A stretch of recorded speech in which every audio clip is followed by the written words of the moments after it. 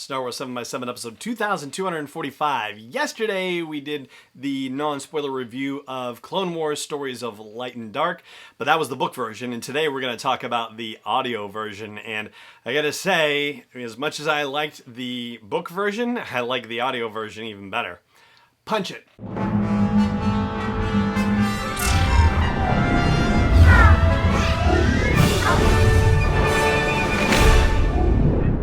Hey Rebel Rouser, I'm Alan Voivod, and this is Star Wars 7x7, your daily dose of Star Wars joy, and thank you so much for joining me for it. So, interestingly enough, the audiobook version of Clone Wars Light and Dark is treated a bit differently from your standard Star Wars audiobook experience, and that even includes the audio dramas that have been released, the Dooku, Jedi Lost, and the Doctor Aphra one. And I should stop quickly and say thank you to Penguin Random House Audio for sending me a review copy to check out. I was pretty excited to check this out just in general because it doesn't talk about narrators or performers in terms of who is actually, doing the storytelling in this. Instead, they actually say that the stories are read to you by. So that's a kind of a different experience in general, right? Like you're being told these stories by someone, and I guess the fact that it is a short story collection kind of lends itself to that. But it's even different from, say, the experience of the audiobook from a certain point of view. The first one, because we don't know enough about the second one just yet, the one that was released 3 years ago to celebrate the 40th anniversary of Star Wars, aka A New Hope. If you listen to that audiobook, the stories were narrated, performed by voices who you would be very familiar with from other Star Wars audiobooks. People like Mark Thompson, Jonathan Davis, January Lavoie, Carol Monda, Saskia Marlavelle, Janita Gavankar. The list goes on and on, but these are folks who have performed Star Wars audiobooks or performed in Star Wars audiobooks. In this case, the 11 stories in Clone Wars Light and Dark are actually read to you by voice actors from the Clone Wars series. And I do have to be honest with you, seeing the list of readers, I was a little bit bummed that Tom Kane is not the reader of the Yoda story and that D. Bradley Baker is not the reader of the Captain Rex story. They, of course, performed their respective roles in the Clone Wars series.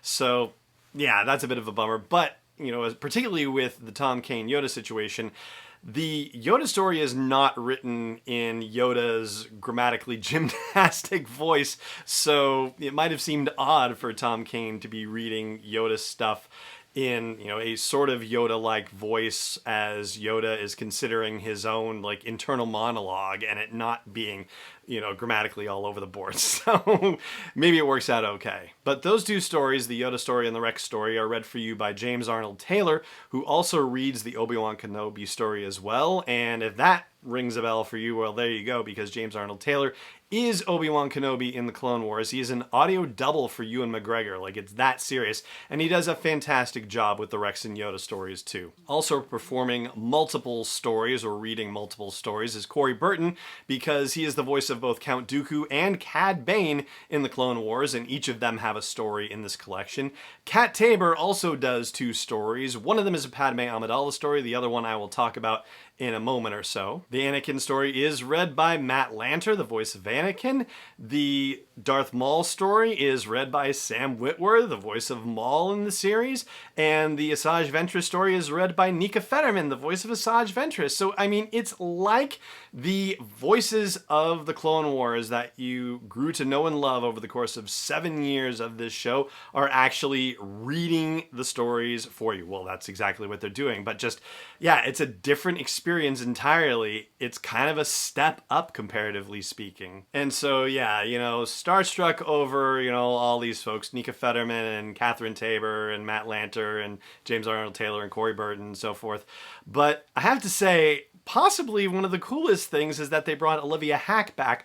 Olivia Hack was the voice of a youngling Katuni, and there's a story written from her perspective, and they got Olivia Hack to come back and do it too. So I think that's really cool.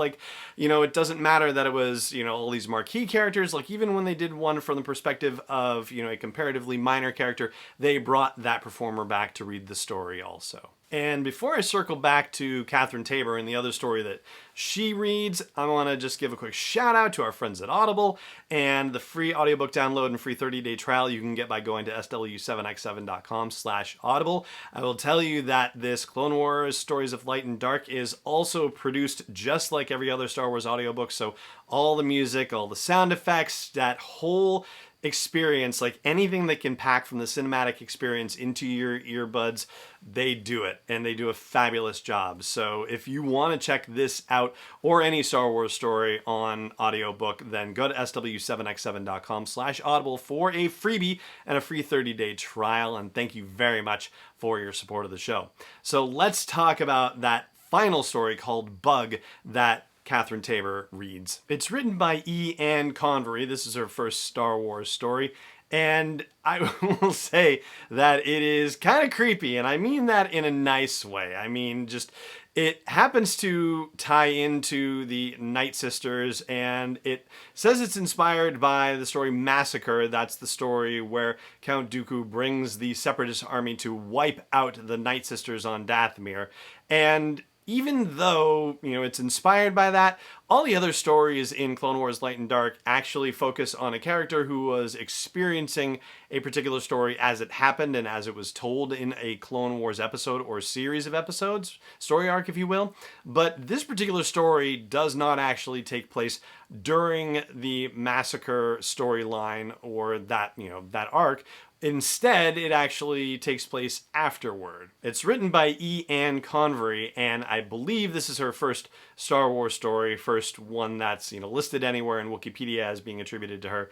And it deals with a character named Bug. Well, she actually has a name, but her parents are not nice, and they end up calling her Bug, and that's the only name anyone remembers. And I just mentioned, the production value of these Star Wars audio stories, and they go for the creepy factor on this one. It involves the Night Sisters. It's inspired by the episode Massacre, which is part of the story arc where Count Dooku takes the Separatist army and tries to wipe out all the witches of Dathomir, all the Night Sisters, and just the audio atmosphere they give it, and Catherine Tabor's performance, her reading of the story, it just gets under your skin in a really good way. So yeah, overall, a wonderful job done by the readers. It is really awesome to have the actual voices of the characters performing their characters. And yes, James Arnold Taylor does a great job again with the Yoda and Rex stories, in addition to